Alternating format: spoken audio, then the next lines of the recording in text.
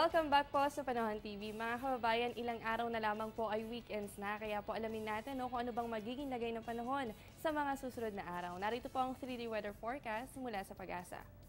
Unahin po natin sa Baguio City, kayo po ay makakaranas ng good weather conditions bukas po yan.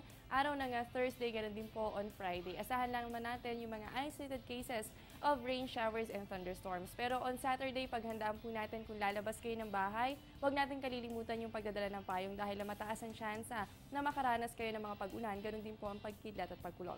Dito naman po sa atin sa Metro Manila, makakaranas naman po tayo ng good weather conditions. Simula po yan bukas hanggang sa araw ng Sabado. Asahan lamang natin na medyo mataas pa rin ang tsansa na makaranas tayo ng mga pulupulong pag-ulan o pagkidlat at pagkulog, lalo na po yan pagsapit ng hapon o gabi. At para naman po sa Queen City of the South, Metro Cebu, kayo po ay makakaranas ng mataas na tsansa ng mga pag-ulan.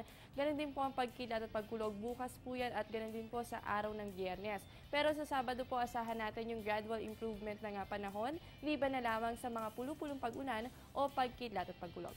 At para naman po sa Metro Davao, kayo po ay makakaranas ng fair weather conditions. Yan po yung partly cloudy to cloudy skies with isolated rain showers and thunderstorms. Ang temperatura nyo po dyan, yan ay nasa pagitan ng 25 to 33 degrees Celsius. At panghuli na lamang po sa Zamboanga City, kayo po ay makakaranas ng maulan na panahon. Simula po yan bukas, araw ng Huwebes, ganoon din po sa Biyernes. At sa Sabado, asahan din po natin yung gradual improvement ng lagay ng panahon. Liban na lamang sa mga isolated cases of rain showers and thunderstorms. At yan po ang 3-day weather forecast mula sa Pag-asa. At syempre, alamin din po natin ang magiging pagtaya ng temperatura sa mga selected areas sa Pilipinas. Sa Calayan Group of Islands, meron po kayong 25 to 29 degrees Celsius, ganoon din po sa Catbalogan. Habang sa Calapan, asahan naman po natin dyan ang 23 to 29 degrees Celsius. Sa Kidapawan, meron po kayong 23 to 31 degrees Celsius at ganoon din po ang agwat ng temperatura aasahan naman dyan sa May Dipolog.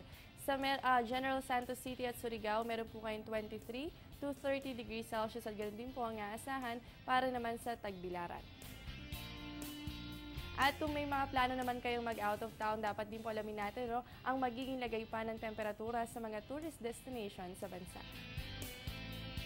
Sa Vigan, meron po kayong 24 to 32 degrees Celsius at sa Banawe, yan po ay nasa 14 to 25 degrees Celsius. Sa El Nido, Palawan, meron po kayong 25 to 30 degrees Celsius habang sa Naga, asahan naman dyan ang 22 to 30 degrees Celsius. At ngayon naman po alamin natin yung ating naging extremes of temperatures kahapon po yan, September 2. So naitala po ang minimum temperature natin at 23.9 degrees Celsius at nai-record po yan alas 5 ng umaga.